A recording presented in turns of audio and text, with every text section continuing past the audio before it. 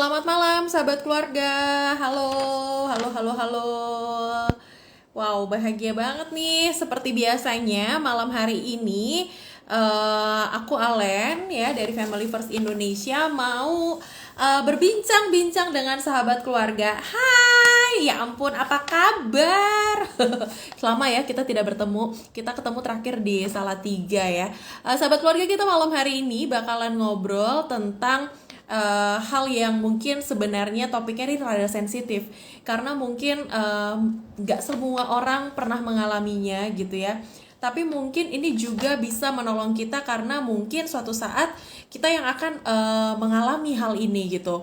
Karena itu aku mau ngundang narasumber kita yang memang sempat berada pada posisi seperti ini, mengalami peristiwa yang peristiwa yang membuat duka cita mendalam. Tapi sebelumnya aku mau menyapa untuk semua sahabat keluarga yang hari ini sudah ready di depan gadget masing-masing mendengarkan ocehanku bersama dengan narasumber kita pada malam hari ini. Ini ada siapa aja ya?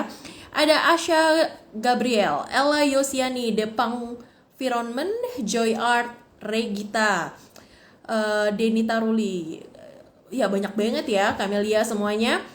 Kalau misalnya sahabat keluarga emang akan menantikan Ella Yosiani, halo juga, akan menantikan perbincangan kita sepanjang malam hari ini. Boleh dong dikasih jempolnya di sini gitu ya, supaya aku tahu kalian akan menyimak obrolan pada malam hari ini. Dan mungkin diantara kita semua, kalau misalnya ada yang pernah mengalami atau sedang mengalami peristiwa seperti dengan topik kita pada malam hari ini, yaitu ketika separuh jiwa pergi untuk selamanya, boleh juga nanti ikutan komen ataupun juga sharing bersama dengan aku dan narasumber kita pada malam hari ini, yaitu Ibu Desi Kristiana. Dan Ibu Desi sudah ada di sini.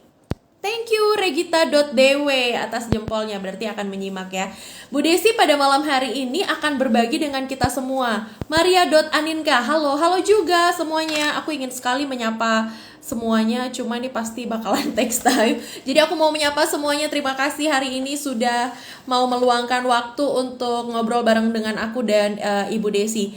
Nah, sahabat keluarga, ini adalah hal yang sebenarnya nggak pernah kita sangka-sangka ketika kita memiliki pasangan atau bahkan kita sampai pada suatu tahapan, yaitu pernikahan, berkeluarga. Harapannya adalah menua bersama. Harapannya adalah bisa menyaksikan anak-anak tumbuh besar gitu kan. Maria.aninka, saya Mbak 6 bulan rasanya berat banget.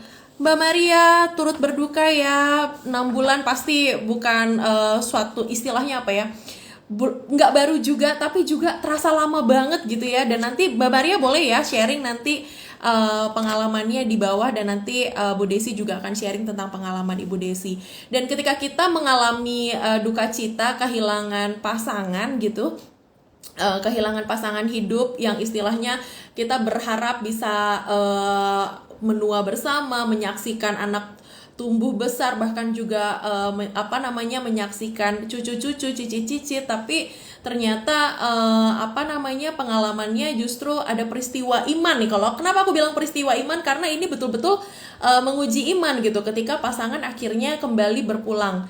Ini ada dari Mbak Regita.dw, saya 1 tahun ditinggal suami selingkuh. Aduh Mbak, aku juga ikut bersedih nih ya, berduka, tapi aku dan teman-teman tentunya pasti akan mendoakan juga supaya hal yang terbaik yang bisa diterima oleh Mbak Regita, terutama juga untuk anak ya. Ini kayaknya profile picture-nya bareng sama anak.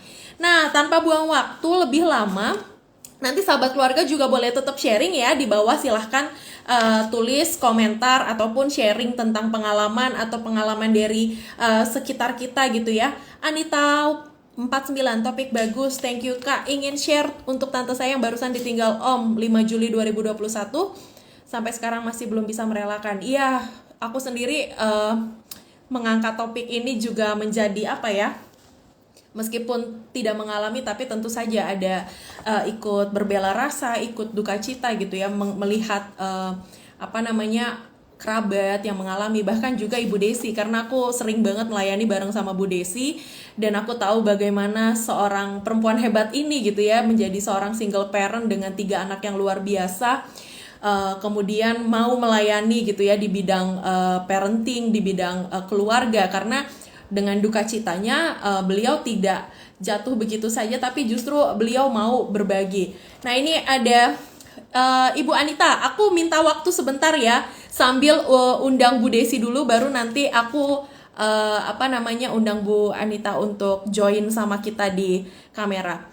Nah, sahabat keluarga, jangan lupa nanti kalau misalnya sahabat keluarga ada hal-hal yang ingin di-sharingkan tapi mungkin merasa terlalu confident gitu ya, confidential banget, nggak enak untuk di-sharing di sini, nanti juga bisa kirim ke chat ya. Regita.dw bisa join nggak? Boleh. Aduh, hari ini aku di satu sisi merasa senang karena sahabat keluarga mau terbuka untuk sharing, tapi juga aku tahu berarti ada pergumulan dari peristiwa iman ini yang mungkin perlu kita doakan bersama gitu ya. Bu, aku sebelum ngundang ini ada beberapa ternyata yang beneran pengen sharing juga. Mungkin pernah mengalami gitu kan, atau juga kerabat yang mengalami peristiwa iman. Tadi aku bilang peristiwa iman karena tentunya pasti akan sangat menggoncang iman kan. Kadang-kadang mungkin sempat terbersit kenapa harus saya mengalami atau apa gitu ya.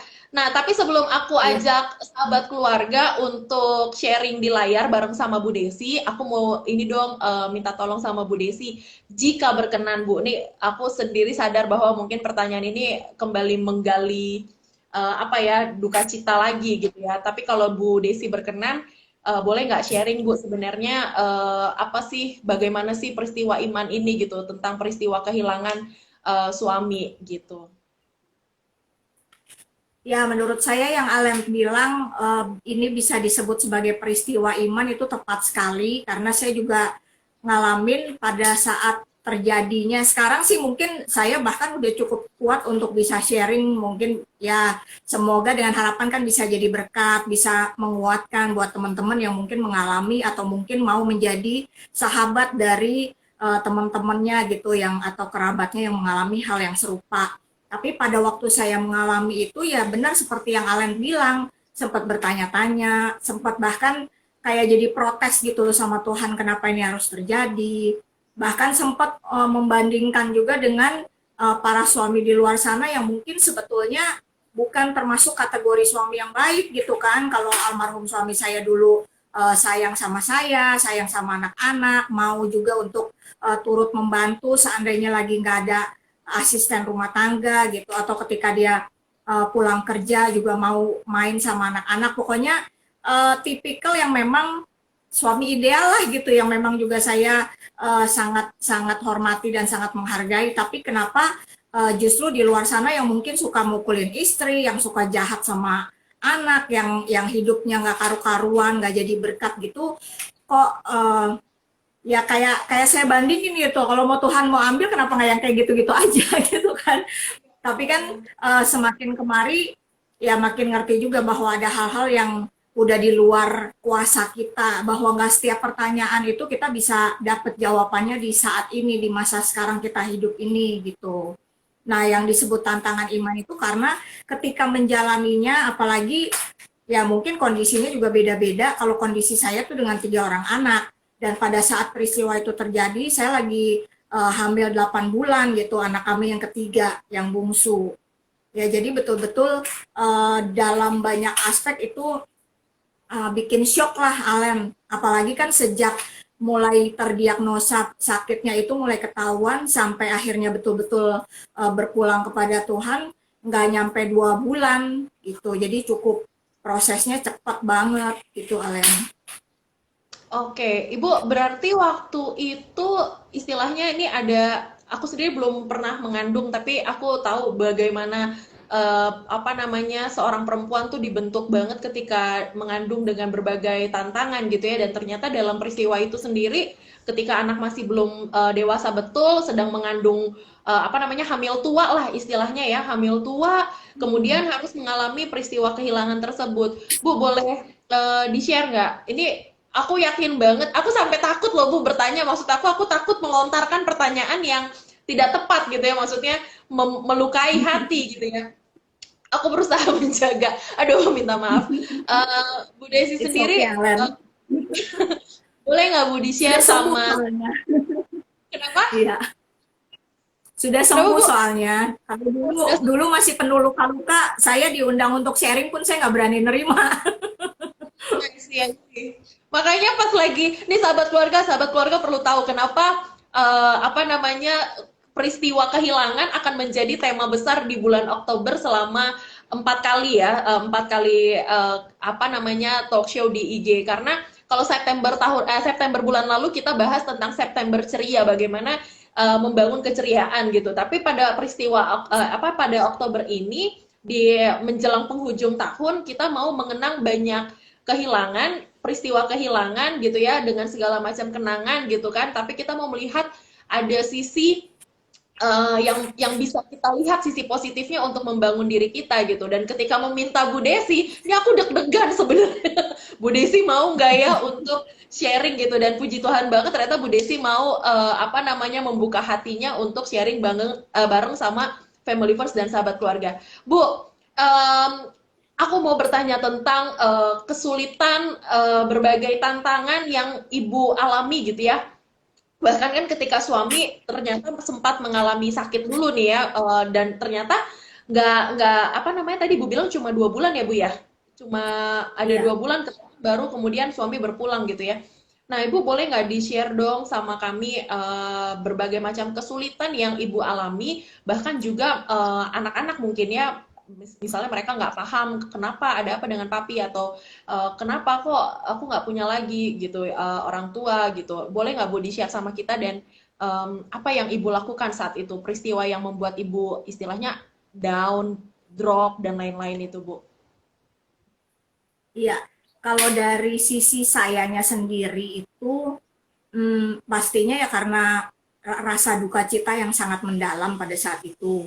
Kemudian yang bikin saya sangat sulit untuk menerima kenyataan adalah perubahan status gitu loh Alen. Karena kan tadinya bersama dengan suami, membina rumah tangga, terus sudah Tuhan percayakan dengan anak-anak, kepengennya kan ya apa yang sudah kita rencanakan sama-sama itu kita jalani bersama juga nih. Udah niatannya sejak awal membentuk keluarga kan mau bareng, tapi tiba-tiba salah satu dari kami nggak ini ya pergi untuk selamanya. Saya ya sempat nggak mengalami masa-masa itulah, kehilangan banget. Dan karena status saya yang tiba-tiba berubah, saya tuh jadi kayak ada minder di awal-awal karena memang harus diakui stigma sebagai seorang wanita berstatus janda itu kan di masyarakat kurang baik ya, banyak sekali pandangan-pandangan yang miring, yang negatif, dan itu seperti pandangan yang berlawanan. Tapi berlawanan dalam arti kalau kalau berlawanan ini satu positif satu negatif itu masih mending gitu. Ini kutubnya berbeda, berlawanan, tapi dua-duanya tidak membawa image yang baik gitu. Kutub yang satu menganggap wanita berstatus janda itu perempuan yang malang, yang sial, yang hidupnya penuh dengan ya mengharapkan belas kasihan orang lain. Ibaratnya tuh ya nggak ada bagus-bagusnya dan sangat penuh dengan kesusahan, penderitaan doang gitu kan. Sedangkan kutub yang satu lagi, ya mungkin wanita berstatus ini dianggap sebagai kayak wanita kesepian yang gampang dirayu, gampang digoda, bahkan juga mungkin arah-arahnya dicurigai, jangan-jangan ini nanti jadi pelakor gitu kan. Nah, memang ada yang mengakui, ada juga yang menyangkali gitu, enggak juga gitu. Tapi memang harus diakui kenyataan bahwa di masyarakat tuh ada stigma seperti ini. Jadi pergumulan dalam diri saya sih dua hal itu. Kemudian kalau anak-anak karena waktu itu yang pertama baru mau masuk SD, jadi umurnya 6 tahun. Kemudian yang anak kedua itu baru hampir 2 tahun, setahun lebih umurnya. Nah, yang pertama ini sudah cukup bisa memahami kalau dijelasin gitu kan, karena memang tiap minggu juga kami rutin ibadah, dia sudah paham bahwa ada Tuhan, ada sesuatu yang senyata kita bernafas lah gitu. Kita nggak bisa bilang sesuatu nggak ada hanya karena kita nggak lihat kan gitu. Seperti kita udara yang kita hirup kita nggak bisa lihat, tapi itu benar nyata ada dan memang sehari-hari juga kita hirup dan kita hembuskan. Jadi anak yang lebih besar ini dijelaskan papanya sudah berpulang sama Tuhan gitu-gitu, udah lebih ngerti. Dan kadang ya karena kita kadang doa bareng gitu, kadang denger kalau putar lagu gitu kan, zamannya dulu masih CD ya, sekarang mau apa-apa tinggal pakai dari YouTube, dari Spotify gitu. Kalau dulu setel CD lagu-lagu yang dulu papanya suka nyanyiin pakai gitar, bisa tiba-tiba dia keluar air mata sih, gue jadi ikut nangis gitu kan.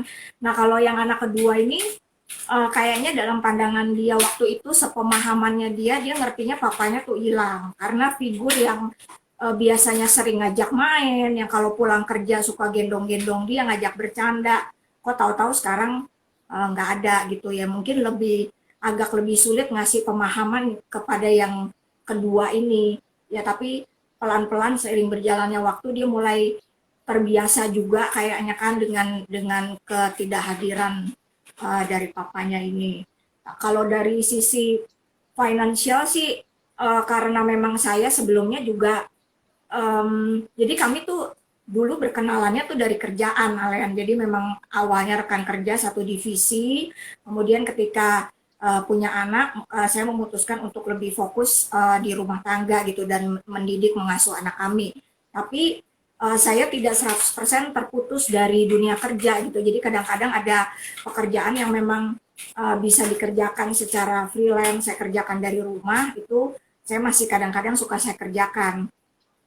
Sehingga ketika almarhum itu berpulang, saya dipanggil gitu ke kantor, ditawarin untuk lanjutin lagi untuk pekerjaan yang menggantikan almarhum, karena statusnya sebetulnya dulu almarhum ini semacam kepala bagian lah gitu. Nah, saya ini di bawahnya dia tadinya. Nah, terus saya belajar lagi, diberi kesempatan untuk lebih sesuatu yang memang lebih luas kan dibandingkan yang tadinya saya pegang. Nah, tapi ya jadi secara mencari pekerjaan gitu, mata pencaharian saya tidak terlalu bergumul di awal-awal karena saya melanjutkan pekerjaannya almarhum. Cuman sempat bergumulnya itu ketika industri tersebut kolaps gitu ya. Mungkin Ellen juga tahu kalau kebetulan industrinya kan di bidang home video. Jadi DVD-DVD original di mana bos kami tuh dulu beli hak resmi gitu, license-nya dia beli untuk mengedarkan, memperbanyak dan mengedarkan di Indonesia. Dulu aja sebelum ada yang namanya Vimeo, yang namanya YouTube, itu sudah bersaingnya dengan bajakan kan gitu. Yang ori mungkin harganya 70.000, yang bajakan cuma 7.000, beli satu dapat 10 kan gitu ya. Nah, lama-lama bukan hanya dengan bajakan, dengan adanya digitalisasi segala macam, YouTube semuanya serba gratis, orang tinggal akses unlimited gitu kan. Industri ini semakin lama semakin kolaps yang original gitu. Jadi terimbas dari disruption ini, nah saya tuh sempat jual makanan. Bukan berarti jual makanan itu pekerjaan yang kurang ini ya, kurang bergengsi atau gimana, karena banyak juga teman-teman yang mungkin memang memang bidangnya di situ, rezekinya di situ, ketika mereka tekuni ternyata jadi bagus gitu kan, bahkan bisa punya banyak cabang, buka franchise dan sebagainya. Tapi kebetulan mungkin bukan bukan jalannya saya di situ gitu. Jadi sempat hari-hari ketika jualan itu tuh sedih gitu kan. Padahal sudah berusaha dengan segala jurus tuh Alen, pakai promo beli dua gratis satu, bahkan sampai papa saya tuh bantuin gitu nyebarin brosur, kasih berbagai informasi seperti itu ya. Dalam masa-masa itu saya merasa banget ada support dari keluarga dan juga teman-teman dekat dari komunitas gitu. Nah, yang sempat bergumul dalam hal mata pencaharian ya di masa beberapa bulan itu aja, sampai kemudian saya benar-benar doa, Tuhan tolong gitu, ini anak-anak ada 3, Tuhan yang percayakan ke saya, pasti Tuhan yang akan buka jalan, saya percaya gitu kan. Nah, sampai saya bisa tahu-tahu masuk ke dalam sebuah bidang yang dengan kualifikasi saya pada waktu itu seharusnya tuh saya bukan bukan top list gitulah dari beberapa kandidat pula kan, bukan cuma saya sendiri, tapi bisa dibukakan jalan dan akhirnya bisa saya yang terpilih gitu. Tentunya masih dengan banyak perjuangan dan banyak sekali yang saya perlu pelajari, tapi saya melihat itu adalah ada campur tangan dari Tuhan yang tidak terlihat itu gitu kan. Ya itu sih Alem kurang lebih. Wow. Aku sendiri nggak bisa bayangin kalau misalnya ya jangan juga sih, jangan, aku sih sedih kayak mengalami duka cita yang istilahnya bertubi-tubi gitu ya ketika kehilangan pasangan hidup, kemudian juga anak masih kecil, anak kedua mungkin masih perlu dijelaskan, masih bingung gimana cara ngejelasinnya, bahkan anak ketiga belum sempat nih ketemu sama papahnya gitu kan. Tapi ternyata dari segala kesulitan tersebut, dari nggak mungkin nggak ada nangis-nangis ya Bu, pasti nangis Bombay, mungkin bukan cuma seminggu pertama, mungkin masih sering gitu kan. Tapi ternyata dukungan keluarga dan kerabat dekat teman-teman gitu justru bisa memampukan dan menolong Bu Desi. Artinya Tuhan memakai keluarga dan kerabat untuk menopang Bu Desi, untuk memberikan semangat dan lain-lain. Bu, aku bacain dulu nih ya komen dari sahabat keluarga yang sudah berbesar hati untuk sharing dan baru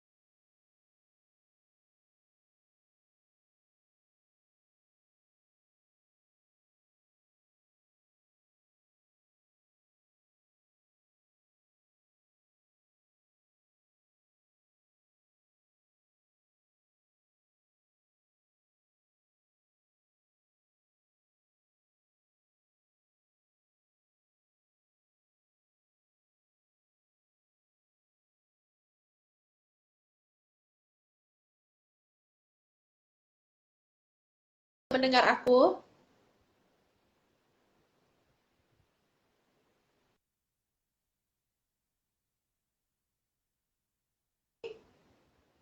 Sahabat keluarga bisa dengar aku nggak ya? Nggak kedengaran suara. Nah, sekarang apakah sudah kedengaran? Sudah ya? Oh, Bu Desi, berarti tadi yang sinyalnya sempat hilang ya, Bu Desi? Nggak tahu yang hilang sinyal saya apa sinyal Ellen ya.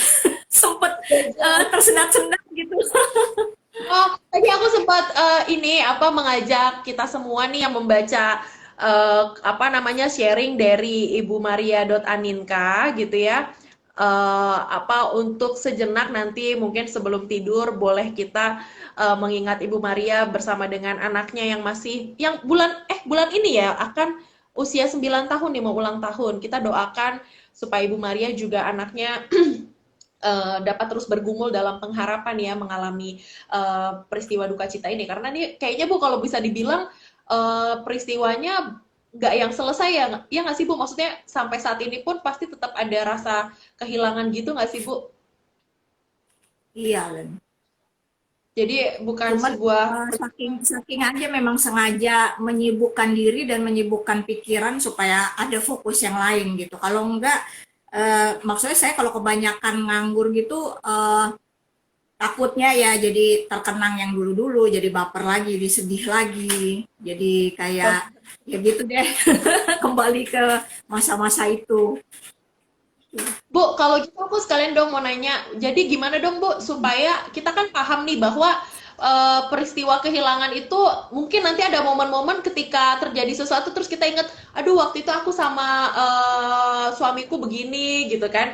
Mungkin akan teringat-ingat lagi gitu Bu. Ada nggak Bu kiat-kiat Bu hal-hal yang mungkin bisa kita lakukan saat kita kembali mengenang itu gitu, ketika kita kembali bersedih lagi, kembali baper lagi kalau istilahnya Bu Desi tadi, apa yang perlu kita lakukan, Bu?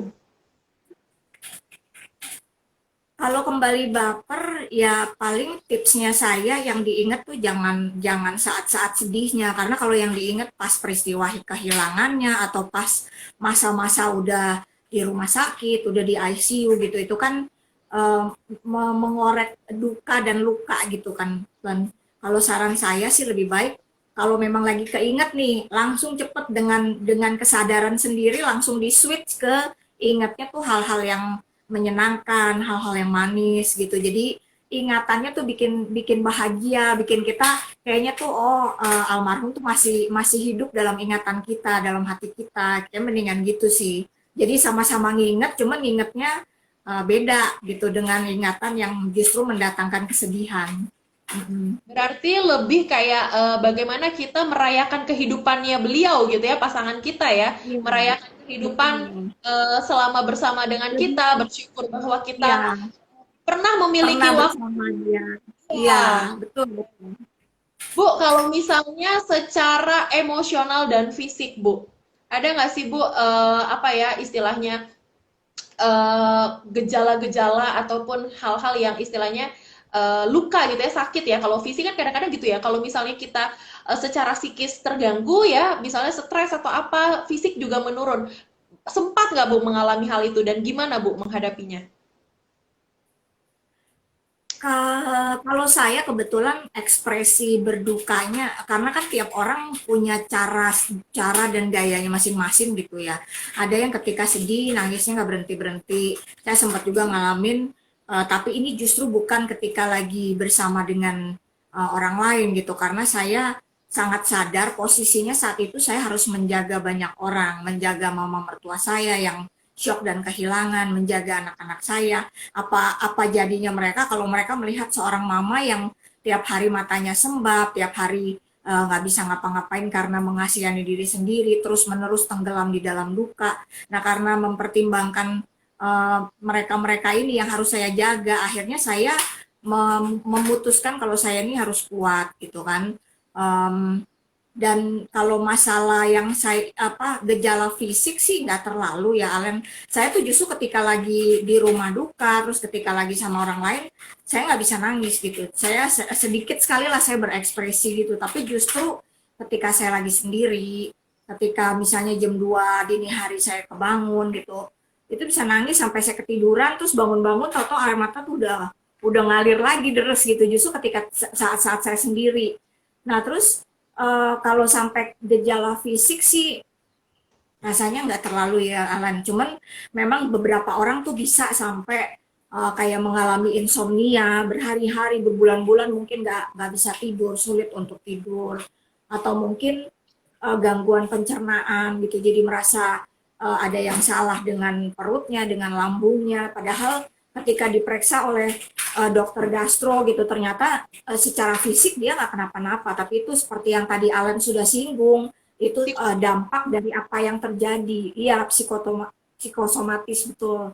Nah kemudian kalau secara emosional mungkin ada juga yang sampai kayak mungkin ini kayaknya drama gitu ya, tapi ada yang memang sampai seperti itu gitu, sampai udah deh saya juga mendingan saya cepet-cepet nyusul buat apa lagi, jadi kayak kehilangan makna dirinya gitu, makna hidup, nggak ada arah, nggak ada tujuan, sampai kepikir pengen cepat-cepat nyusul juga, atau mungkin menyalahkan diri sendiri. Nah kalau ini saya sempat juga ngalamin gitu, kok kenapa nggak lebih awal, kenapa nggak saya lebih desak dia untuk melakukan check up gitu, supaya kalau memang ada masalah dalam kesehatannya lebih cepat terdeteksi kan, lebih bisa tertangani dengan baik sebelum terlanjur menjadi parah gitu. Jadi memang beberapa hal saya alami tapi tidak sampai gejala yang intens.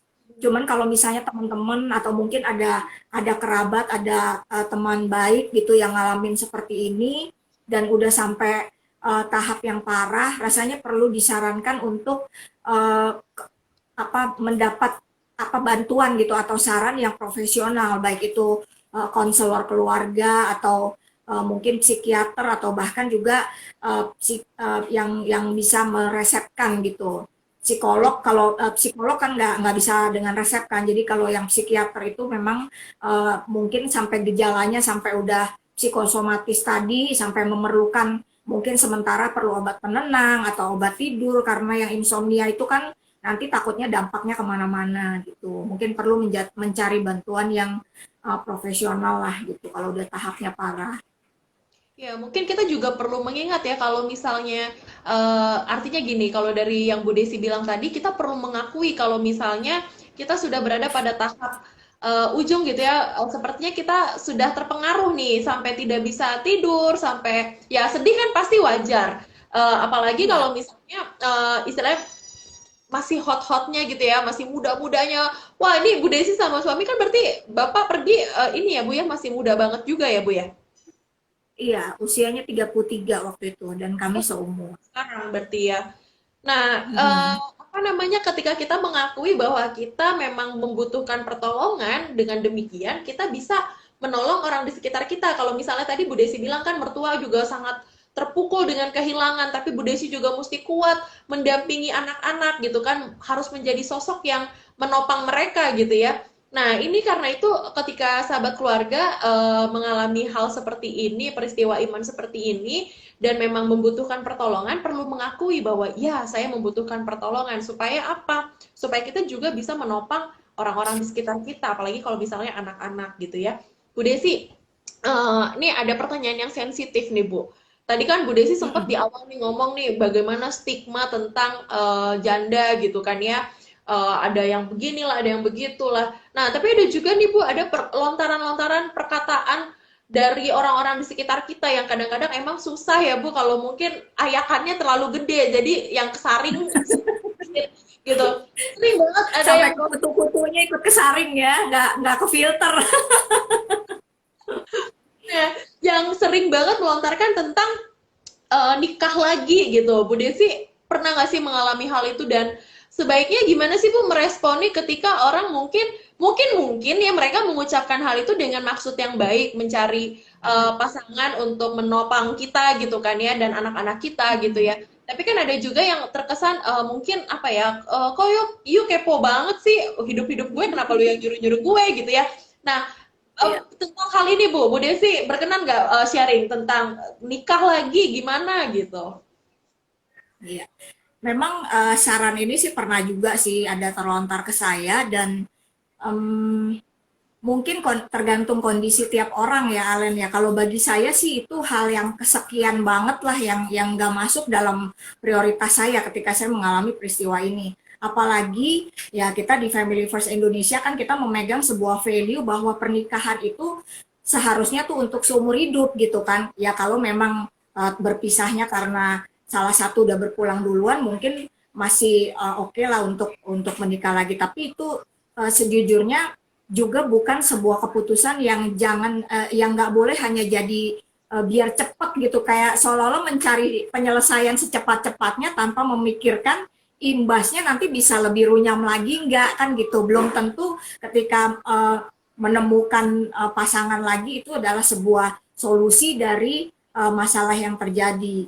Saya justru lebih memilih terkait lagi dengan tadi stigma tentang status seorang janda. Ya saya sekarang nyebut janda aja udah bisa nih. Kalau dulu tuh kayaknya nyebut kata itu aja tuh susah gitu kan. Saking saking terbebani dengan stigma yang negatif tentang status itu gitu. Nah, kembali lagi tentang stigma, ya sayanya sendiri membuat sebuah keputusan bahwa saya harus beda nih. Saya nggak boleh justru semakin saya eh, tidak mau terstigma seperti itu, maka saya harus semakin berbeda dari wanita-wanita yang dapat cap seperti itu. Karena memang harus diakui, stigma itu timbul kan karena mungkin dulu-dulunya pernah ada gitu, meskipun tidak semua, tapi pernah ada yang kejadiannya begitu gitu kan. Maka karena ada api, maka timbullah asap, maka adalah jadi timbul stigma-stigma seperti itu. Nah, keputusan saya adalah saya harus berbeda, saya harus menjaga baik-baik diri saya, hidup saya, dan ya tentunya buat anak-anak juga gitu kan.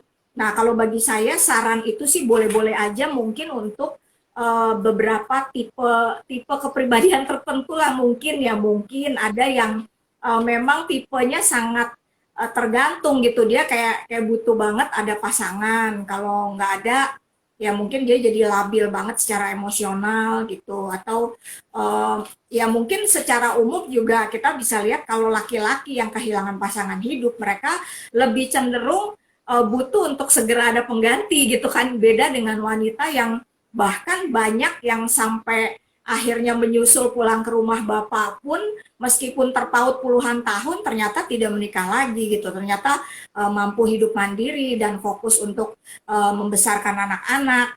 Nah, hal seperti ini berarti menjadi hal yang relatif. Bagi sebagian orang mungkin saran itu baik, bagi sebagian orang lain, yang lain lagi itu jadi kayak bukannya mendatangkan hal yang positif, tapi malah meruntuhkan gitu. Emang dikirain gue nggak bisa mandiri gitu kan, disuruh cepet-cepet.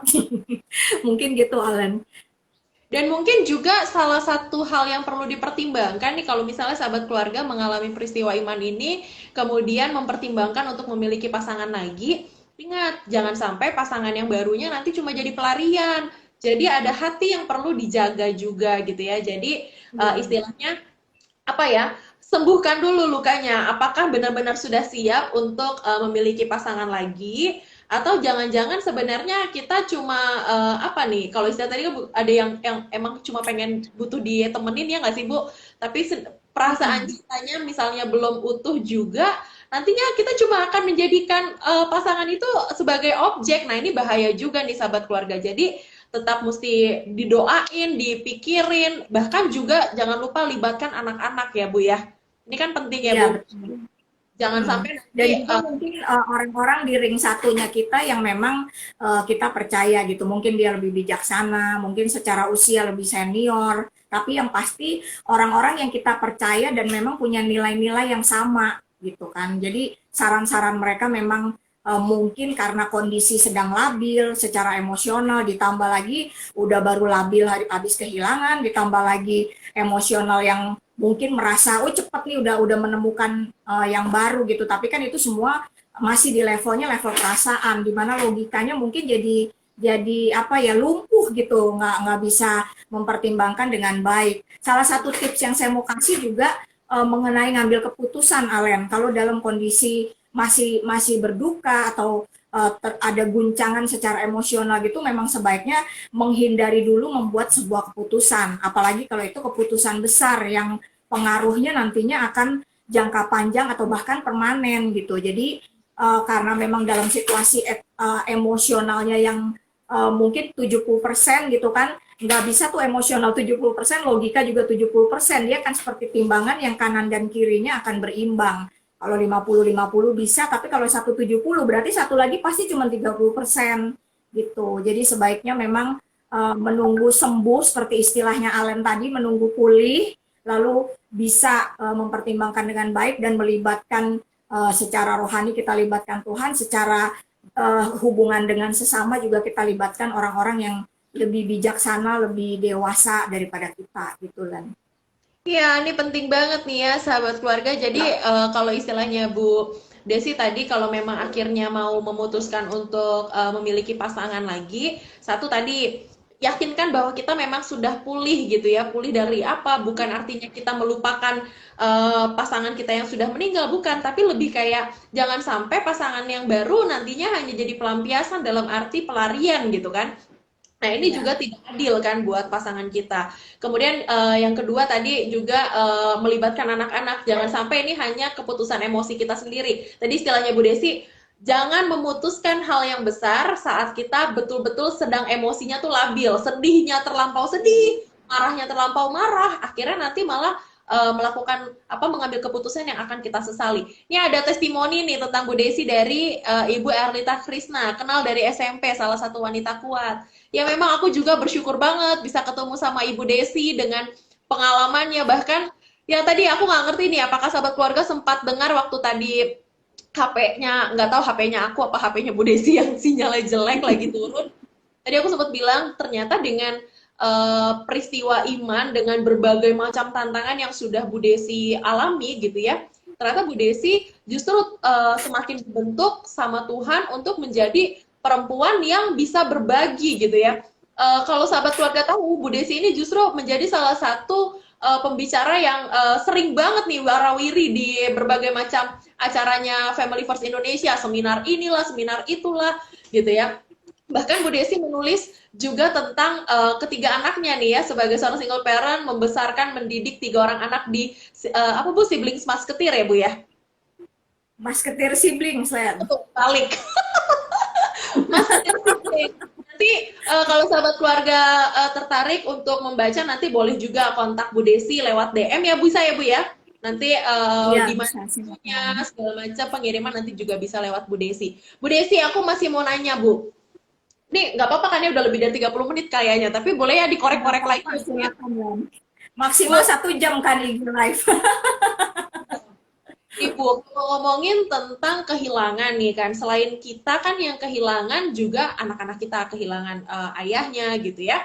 Eh, Apalagi kalau istilahnya ibu tadi kan anak-anak masih piyik ya Bu ya, masih baru apa kelas SD kelas 6 apa usia 6 tahun? 6 tahun ya tadi, usia 6 tahun. 6 tahun, iya. Baru mau Iya. masuk SD waktu itu. Nah, baru mau masuk SD, terus masih batita, dan yang satunya lagi bahkan masih di dalam kandungan, Bu. Nah, ada nggak, Bu, tantangan yang bisa Ibu sharing bagi kita, dan bagaimana cara menghadapi tantangan ini ketika anak apa sih namanya, merasa kehilangan sosok ayahnya, atau ketika mereka mungkin pernah bertanya-tanya, mah kok temen aku papahnya begini gitu, tapi aku papahnya nggak ada gitu. Pokoknya tentang kehilangan sosok ayah ini atau sosok ibu, kalau misalnya sahabat keluarga lain mungkin mengalami hal ini. Gimana Bu ketika anak kehilangan sosok salah satu orang tuanya?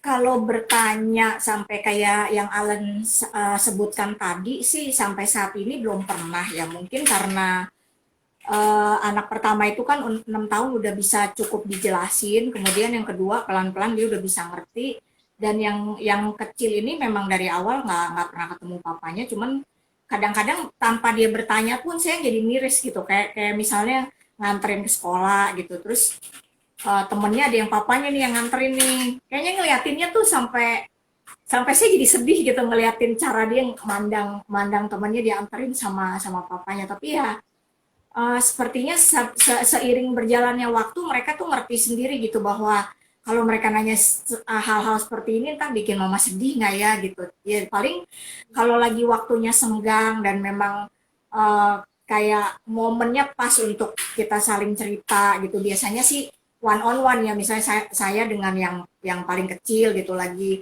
ngobrol-ngobrol santai atau memang lagi ngedate berdua pergi beli jajan es krim, tapi kan di sela-sela waktu itu kita bisa ngobrol hal-hal yang lebih mendalam daripada yang hal sehari-hari gitu. Ya saya ada uh, karena yang kecil kan juga sama sekali nggak pernah ketemu.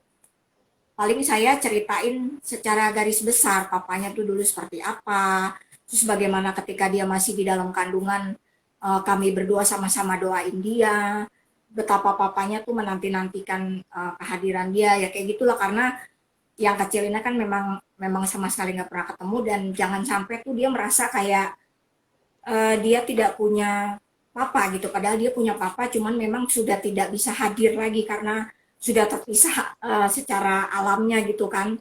Tapi ya menjelaskan itu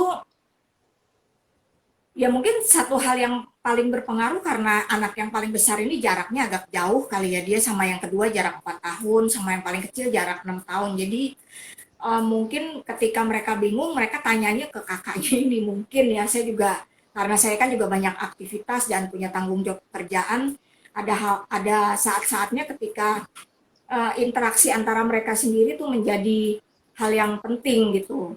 Makanya di buku Musketeer Siblings itu juga salah satu tips saya untuk ibaratnya kita ini kayak pemilik padepokan gitu ya, guru-guru yang berjenggot panjang itu, ada murid yang diturunin ilmunya duluan, nanti si murid ini akan ngajarin murid juniornya dia gitu kan. Jadi mungkin itu cukup menolong saya. Tadi pertanyaannya apalagi Alen selain soal anak-anak. Ya, anak-anak sendiri gimana Bu? Pernah nggak sih kayak Figur ya, figur tadi lagi ya.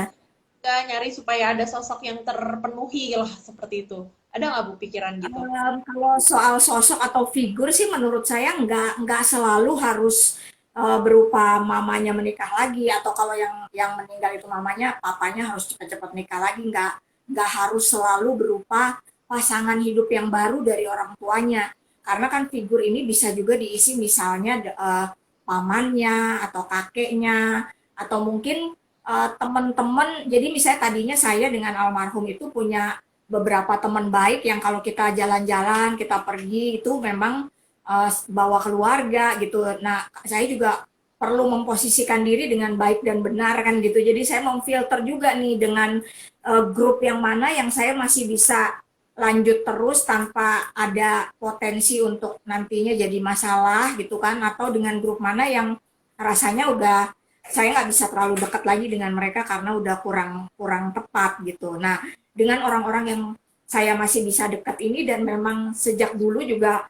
sama almarhum suami juga akrab gitu kan. Jadi kadang-kadang pernah juga anak-anak nginep ke tempat mereka, terus sama si omnya ini diajak keliling naik motor gitu, terutama yang kecil kan karena dia nggak pernah ada figur seperti itu. Jadi itu bisa mengisi sebagian lah, meskipun tidak bisa sepenuhnya, tapi setidaknya figur seorang bapak itu bisa diisi oleh orang-orang dekatnya kita yang tentunya kita percaya dan ada nilai-nilai yang dipegang itu dalam kehidupannya ya kurang lebih sama dengan nilai-nilainya kita gitu, Alen. Jadi tidak harus berupa menikah lagi jawabannya.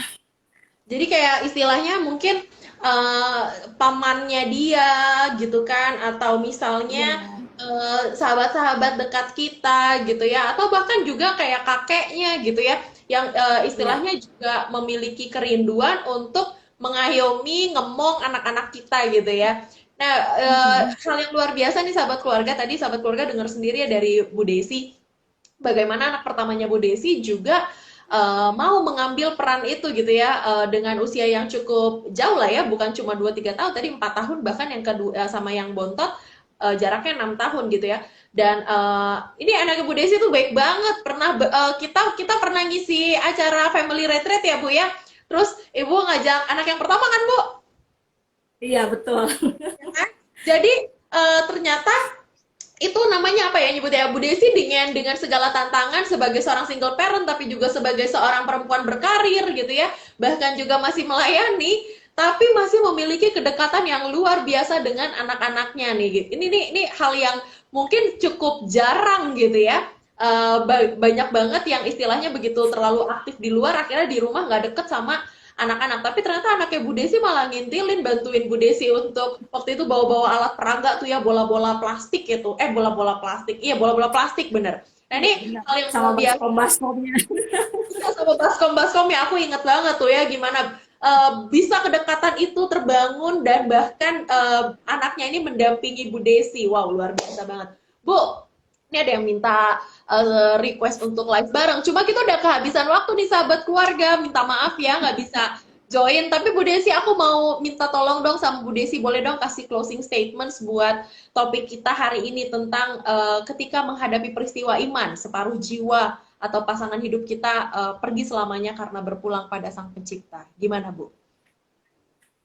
Closing statement yang mungkin saya akan close dengan sebuah quotes yang jadi salah satu quote favorit saya, yaitu bahwa seorang pahlawan tidak meminta beban yang lebih ringan, tapi meminta bahu yang lebih kuat.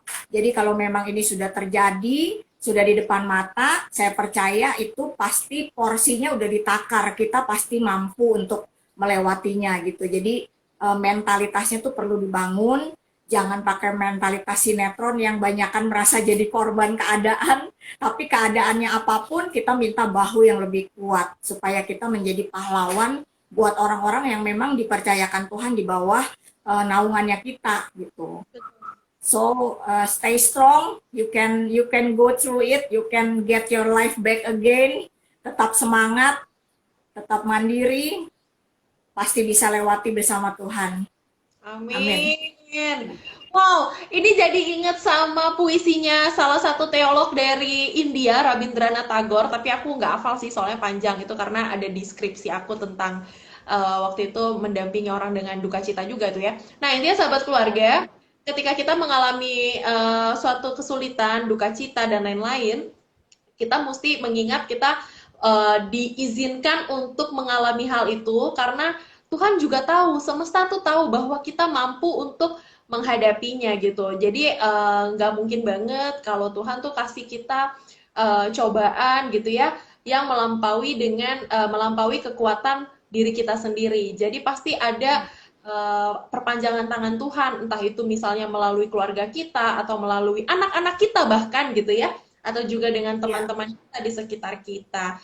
Ibu Desi, thank you banget udah mau meluangkan waktu untuk membuka sedikit apa namanya peristiwa iman yang boleh Ibu Desi alami, bahkan juga berbagi dengan sahabat keluarga tentang bagaimana sih sebaiknya kita menghadapi hal-hal yang menjadi tantangan ketika kita mengalami peristiwa iman ini. Doa kami buat Ibu Desi, juga untuk Ibu Maria tadi, atau juga beberapa sahabat keluarga yang komen tadi, bahkan juga ada yang kehilangan tapi karena perselingkuhan. Nanti suatu saat mungkin bisa kita angkat juga ya untuk menghadapi kehilangan karena perselingkuhan ini ya. Doa kami semoga semua peristiwa yang kita alami itu tidak membuat kita goyah, tapi justru akan membuat diri kita akan lebih kuat lagi untuk menghadapi hal-hal yang ada Yes. di depan nanti. Sekali lagi terima kasih untuk Ibu Desi, juga untuk sahabat keluarga untuk waktunya pada malam hari ini yang sudah mau bergumul bersama dengan Alen dan Ibu Desi dengan topik ketika separuh jiwa pergi untuk selamanya. Sampai jumpa di acara-acara berikutnya. Jangan lupa Kamis depan juga kita akan sharing, ini juga masih tentang peristiwa kehilangan, dan kita akan apa namanya mendengarkan dari sosok yang memang baru saja mengalami dan membutuhkan pertolongan kita untuk mendoakan beliau juga ya. Thank you semuanya dan sampai ketemu lagi di acara Thank berikutnya. you. Bye Ibu Desi, God bless. Bye. God bless. Thank you, Alen. Thank you semua.